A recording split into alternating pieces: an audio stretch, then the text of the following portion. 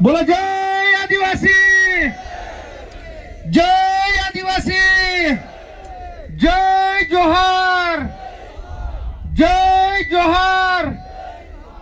અહીંયા ગાડી ઉપસ્થિત આપણા જેઓ હંમેશા સરકાર સામે મજબૂતાઈથી અવાજ ઉઠાવે છે એવા આપણા ધારાસભ્ય શ્રી ગોપાલભાઈ માટે આપણે જોરદાર તાળીઓના ગણગણાટથી એમને વધાવી લઈએ।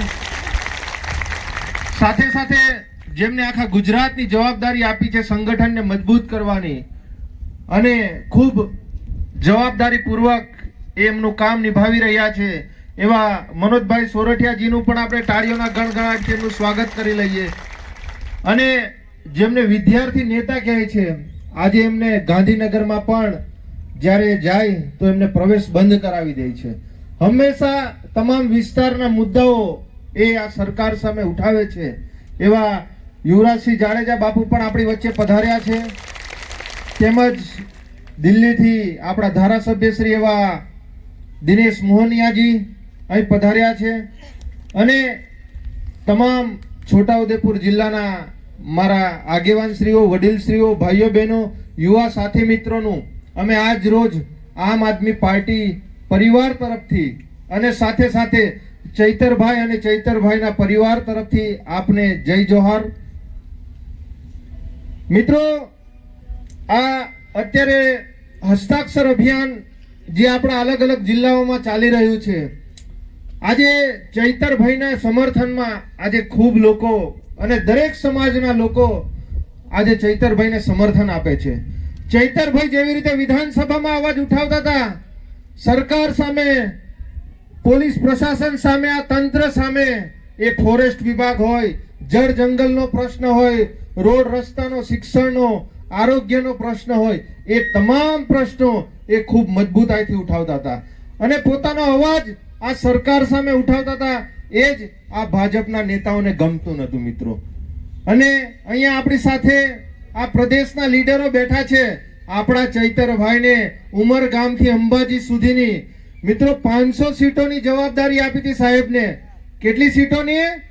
500 સીટોની જવાબદારી આપી હતી। આ 500 સીટોમાંથી ચૈતરભાઈ રાત દિવસ એક કરી તમામ વિસ્તારોમાં આપણા ઉમરગામથી અંબાજી જ્યાં જ્યાં આગેવાનો એમને બોલાવતા હતા ત્યાં એ રાત દિવસ એમના પરિવારની ચિંતા કર્યા વગર ભૂખે તરસે તમામ સમાજના વચ્ચે જઈ અને એ 400 સીટો આ તાલુકા પંચાયત અને આ જિલ્લા પંચાયતમાં જીતાડી છે મિત્રો। એ જ આ ભારતીય જનતા પાર્ટીના નેતાઓને નથી ગમતું। એમની પર ખોટા ખોટા કેસો કરવામાં આવે છે, ખોટી એફઆઈઆરો કરવામાં આવે છે।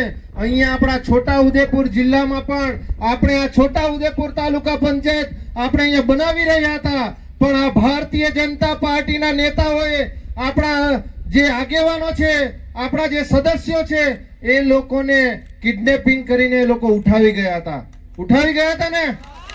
અને સાથે સાથે આપણા જિલ્લાના આગેવાનો પર પણ એ લોકોએ ખોટી એફઆઈઆરો કરી। હું આ જસુભાઈ રાઠવાને આ જાહેર મંચ પરથી કહેવા માંગુ છું કે ભાઈ, તમારી જો 56 ની છાતી હોય તો તમારે આ પેલી